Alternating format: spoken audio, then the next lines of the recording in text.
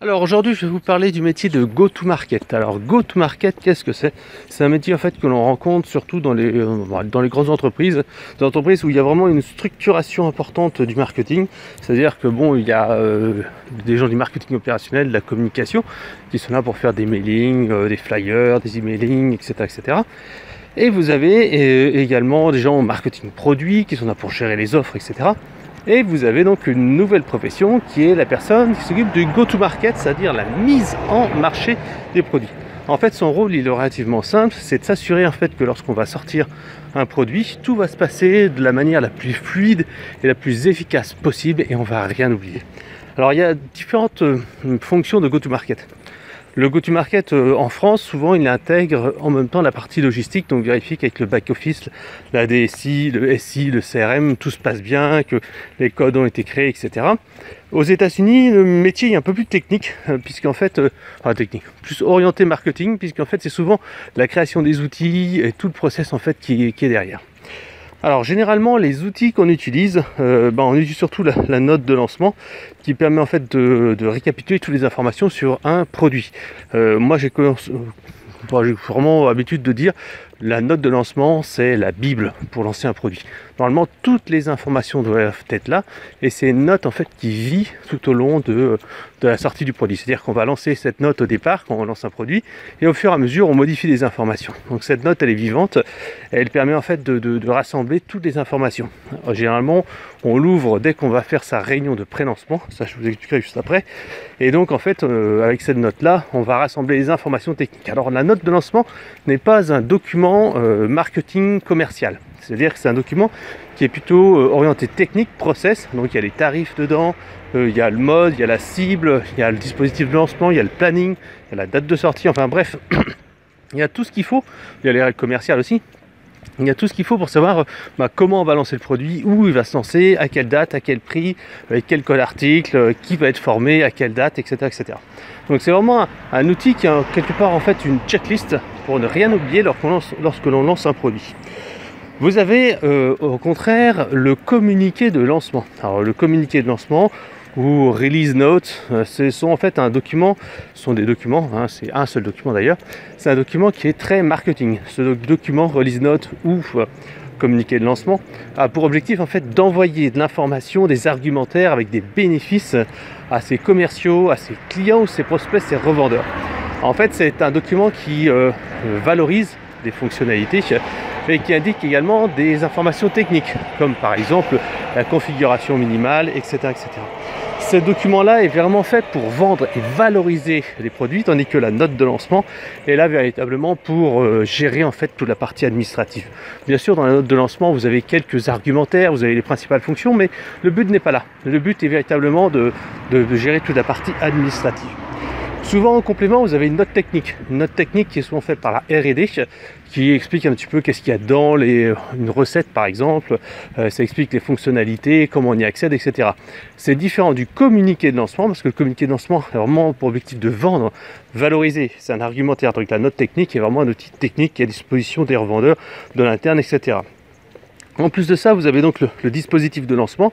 Généralement, c'est un PowerPoint. Le PowerPoint, en fait, explique qu'est-ce qu'on va faire, quel mailing, etc. Donc, on décide généralement avec la com et le marketing opérationnel, on va faire un dispositif qui peut être minimum ou un dispositif complet pour sortir le produit, fiche produit, communiqué de presse, web séminaire, etc. Ça, on y reviendra juste après.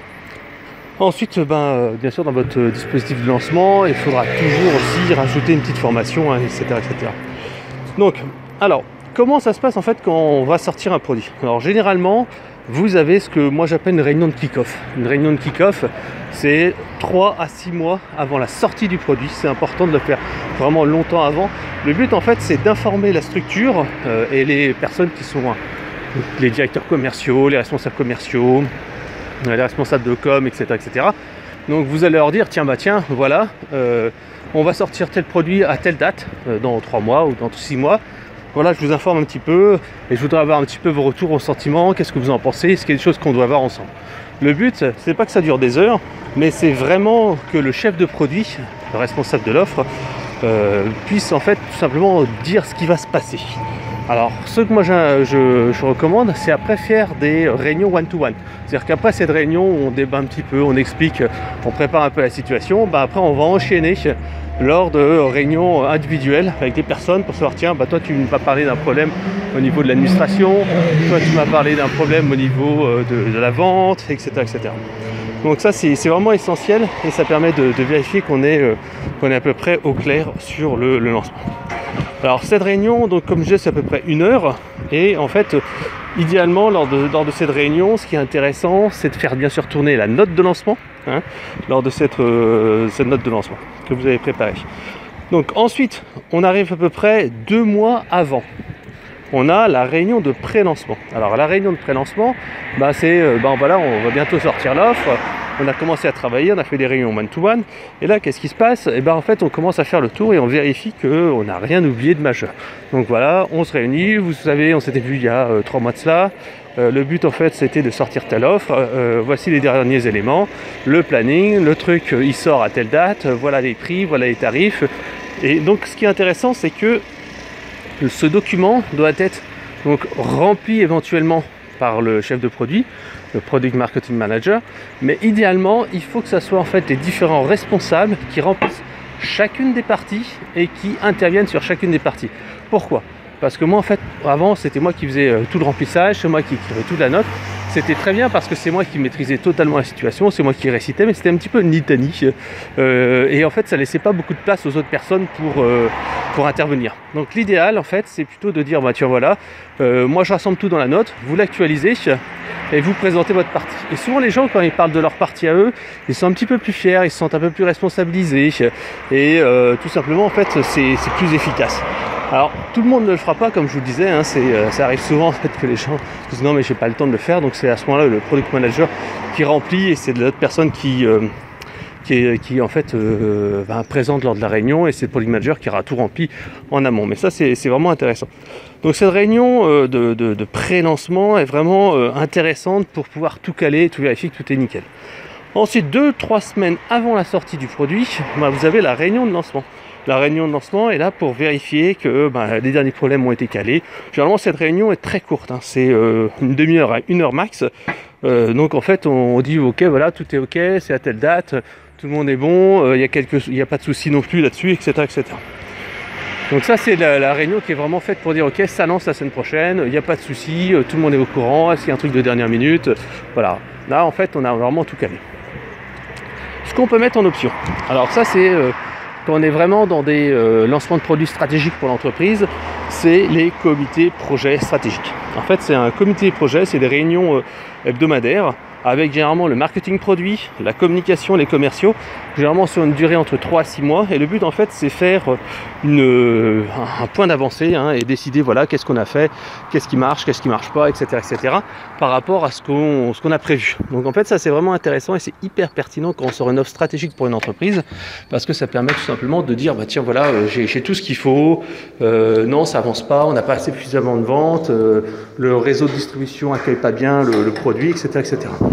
Donc le but il est là, c'est vraiment faire un point complet de l'avancement et toutes les semaines on fait ça. Alors le dernier point après c'est tout simplement la présentation au CODIR, au comité de direction. Donc grosso modo on a 15 minutes et 15 minutes on donne 3, 4, 5 KPI, 4, 5 indicateurs, une slide avec les indicateurs, une slide avec ce qu'on a fait, une slide avec à faire. Et ça c'est vraiment intéressant parce que ça montre un peu l'application et ça oblige les gens à bouger. Voilà. Et le dernier point, c'est tout simplement la réunion post-lancement, c'est grosso modo 1 à 3 mois après le lancement, et là on fait un retour d'expérience, un bilan marketing, commerciaux, etc. etc. Donc ça c'est vraiment l'organisation assez classique quand on est dans une grande entreprise et qu'on doit sortir un produit. Alors je vais vous lister les quelques outils que j'utilise justement en process go-to-market. Donc je l'ai déjà dit précédemment, la note de lancement, le communiqué de lancement et le macro-planning. Alors le macro-planning, j'en ai pas parlé tout à l'heure, mais le macro-planning en fait c'est un fichier Excel que j'utilise. C'est mon plan promo en fait, généralement c'est un plan promo à 3 mois. Je fais parfois 6 mois, mais surtout 3 mois, parce qu'en fait un lancement ça dure plutôt de mon expérience 3 mois. Et donc en fait je liste en fait toutes les actions à réaliser, les outils marketing à réaliser, les actions de communication, web séminaire, salon, etc., etc. Ce qui permet en fait d'avoir une vision de ce qu'on fait, ce qu'on va faire, et de caler tout le monde dessus. Donc ce petit fichier Excel là, il est super pratique, et moi en fait j'utilise quasiment à chaque gros lancement de produit. Voilà, donc c'est vraiment un truc qui est vachement bien. Alors ensuite, comme je vous disais, j'ai 2 packs en fait pour faire la promotion en fait d'un produit. Alors bien sûr, ça s'adresse plutôt aux entreprises qu'aux indépendants, mais c'est quand même intéressant de connaître ça si vous êtes un freelance. Alors la première chose en fait, c'est ce que j'appelle le pitch et l'USP. Alors le pitch, c'est comment je vais pouvoir présenter en moins d'1 minute mon produit. Mon produit et l'USP, c'est l'Unique Selling Proposition, c'est-à-dire en quoi mon produit est unique. Généralement, c'est une structure, mon produit s'adresse aux entreprises qui ont tel besoin, au contraire de toutes les entreprises, tous les produits du secteur qui font ça, mon produit permet de faire ça, ça, ça, ça et ça. En plus, il permet de faire ci, et si vous voulez le tester, ou si vous voulez, je vous donne un bon promo ou un code promo pour l'utiliser. Donc un pitch en fait ça permet vraiment de résumer en quelques secondes ce que fait le produit et de dire bon voilà, est-ce que ça vous intéresse, passer à l'action après. Donc l'USP, Unique Selling Proposition, c'est vraiment aussi très similaire, c'est en quoi mon produit est différent des autres, pourquoi je devrais l'acheter. Voilà, c'est vraiment ça, c'est pourquoi je devrais l'acheter ou pourquoi je devrais le commander chez vous plutôt qu'un autre. Donc c'est vraiment très important à connaître, et ça c'est ce qui vous permettra vraiment de justifier auprès de vos clients et prospects. Ensuite, je prépare toujours un communiqué de presse. Alors, il faut savoir qu'un communiqué de presse, si vous n'avez pas une stratégie de RP vraiment importante, ça ne donnera pas grand-chose. Alors, qu'est-ce que j'appelle stratégie de RP? C'est-à-dire que si vous allez louer une base de journalistes, une base d'emails de journalistes, de contacts de journalistes sur des sites comme Presking, DataPress, etc., etc., il faut savoir que si vous n'avez pas quelque chose qui est vraiment très important, très original, etc., vous avez quand même beaucoup de chances que votre truc passe à la trappe. Pourquoi? Tout simplement parce que ces adresses mail sont inondées et vous avez peu de chances d'avoir quelque chose. Donc en fait, le communiqué de presse ne fonctionnera bien que si vous avez en fait vraiment soit quelque chose d'original, soit une étude liée, des chiffres, soit si vous envoyez quelque chose de physique derrière, un petit cadeau, quelque chose comme ça. Voilà, ça c'est important. Le communiqué de presse, moi je le fais toujours, et j'essaye toujours quand j'ai un truc important, et j'essaye vraiment de faire quelque chose d'original. Si je ne peux pas faire ça, je m'embête pas à faire un communiqué de presse parce que tout simplement il ne sera pas lu. Donc il faut avoir quelque chose d'original, une base de journalistes, et si possible vraiment cibler ces communications. Ça ne sert à rien d'aller envoyer sur une base de 5000 journalistes. Il vaut mieux faire par exemple un envoi par courrier papier du communiqué de presse avec un petit goodies, un petit cadeau, un petit truc, et après éventuellement rappeler tiens, est-ce que vous avez reçu mon colis, plutôt que de dire tiens, je vais louer une base, je vais envoyer un communiqué de presse qui présente mon produit et juste ma prono, et voilà. Donc ça sert à rien de faire ça autrement, ça marchera pas. Par exemple, il y a quelques sociétés, par exemple Datanana, qui est une solution en ligne d'identification de prospects en B2B. Leur technique est assez intéressante parce qu'ils font, au lieu de faire un communiqué de presse classique, ils ont fait imprimer un bouquin vers les services d'Amazon, et en plus en fait ce qu'ils ont fait, c'est qu'ils ont fait imprimer en format grand écran, un grand format photo, un poster, leur infographie. Donc au lieu d'envoyer une infographie par email, ils ont envoyé une infographie directement sous format d'un grand cadre photo qui doit faire 1 mètre sur 50 cm, quelque chose comme ça. Alors ensuite, dans les mises à jour qu'il y a à faire, donc il y a bien entendu l'actualisation de votre site internet. Si vous avez une nouvelle offre, forcément il faut mettre à jour des pages produits sur le site avec donc des textes, une petite démo vidéo. Alors généralement moi je recommande minimum des captures écran, donc des visuels 3D si vous êtes dans le domaine des produits physiques. Une petite vidéo de démo est vraiment intéressante. Alors vous avez plusieurs possibilités. Moi ce que j'aime bien faire, bien sûr c'est des photos live, des photos montage. J'utilise des outils comme Playsit pour faire des montages de photos ou de produits. Vous pouvez également utiliser des outils comme Powtoon ou GoAnimate, qui sont en fait des outils qui permettent de faire des dessins animés qui sont assez explicatifs et qui permettent de synthétiser quand on a des idées un petit peu complexes. Autrement, vous pouvez aussi utiliser de la vraie vidéo avec des vraies personnes. Si vous avez un produit physique, je sais pas, un set de golf, un meuble et tout ça. En dernier recours, autrement, si vous avez des produits un petit peu virtuels, vous voulez quand même avoir une vision un peu pro, vous avez des sites comme Photolia, etc. qui vous proposent en fait des vidéos que vous pouvez personnaliser. Parfois, même Playsit permet de le faire. C'est-à-dire que vous avez juste à rajouter votre produit, par exemple une application, un truc comme ça, et ça fait comme si la personne l'avait dans les mains. Donc c'est assez sympa et ça fait un bon effet parce qu'en fait les photos sont de bonne qualité. Voilà. Ensuite, dans le kit minimum, bien sûr, il y a la formation des commerciaux. Ça, c'est important si vous avez des commerciaux physiques. Autrement, c'est en interne, exprimer un petit peu qu'est-ce qu'on va vendre, quel prix, etc. Web séminaire interne et externe. Alors, si vous êtes dans une grande boîte, un web séminaire, c'est indispensable. Et vous l'enregistrez et vous l'envoyez ensuite aux gens en disant tiens, voilà, le produit vient de sortir. Voici toutes les infos, tout est là-dedans. Voilà, web séminaire. Externe, c'est en fait pour les prospects, pour les clients. Et pour les revendeurs, donc en fait, vous leur montrez qu'est-ce qu'il y a de nouveau, qu'est-ce qui est sympa, etc. Vous pouvez réutiliser généralement 80% du contenu entre un revendeur et un web séminaire interne. Et pour les clients, vous faites un truc un peu plus sexy. Ensuite, l'emailing sur les clients et prospects. Donc bien entendu, il y a l'invite au websem qui peut être fait, web séminaire. Vous pouvez utiliser par exemple des outils comme JoinMe, GoToMeeting, etc. Autrement, donc l'emailing peut être également un emailing promo. En disant tiens voilà, on fait une promotion sur tel produit, on vous présente tel produit. L'argumentaire sert surtout en fait aux commerciaux. Quand vous avez vraiment une force commerciale importante, une commerciaux de terrain, un commerciaux de télévendeur, l'argu en quelques lignes est quand même assez sympa en disant pourquoi on le vend, les bénéfices, comment on en parle, bien sûr vous rappelez l'USP, etc. Voilà. Moi ce que j'aime bien faire également, c'est prévoir une liste d'opérations sur le parc et sur les clients et de la communication. C'est-à-dire que je fais un mini plan marketing à 3 mois en disant tiens, voilà ce qu'on va faire ce mois-ci, voilà ce qu'on va faire le mois prochain, etc. Ça donne de la visibilité, ça montre en fait qu'on est impliqué, c'est assez sympa à faire. Et bien entendu le PowerPoint de présentation de l'offre. En fait ce PowerPoint généralement vous faites deux versions, vous faites une version complète pour montrer à un nouveau client, voilà, qui connaît rien ou comme ça, soit vous faites une ou deux slides qui sera intégrée dans la présentation principale ou qui est déjà intégrée en fait à des gens qui tout simplement on voit l'offre globale, ils n'ont pas juste besoin de ce produit là mais uniquement de voir une petite aperçue de ce que vous pouvez faire. Après, dans le dispositif de communication optionnel, comme je disais, le dessin animé. Le dessin animé, c'est vraiment quand on sort une grosse offre, on ne va pas le faire à chaque fois. Mettre à jour la signature d'email, ça aussi c'est un truc qui coûte pas cher et qui est vraiment efficace. Vous avez l'achat de mots-clés, par exemple si vous faites un produit qui est un nouveau produit, un nouveau besoin, s'il y a une contrainte légale, etc. Ça c'est assez sympa de mettre des mots-clés là-dessus, du Facebook Ads aussi éventuellement.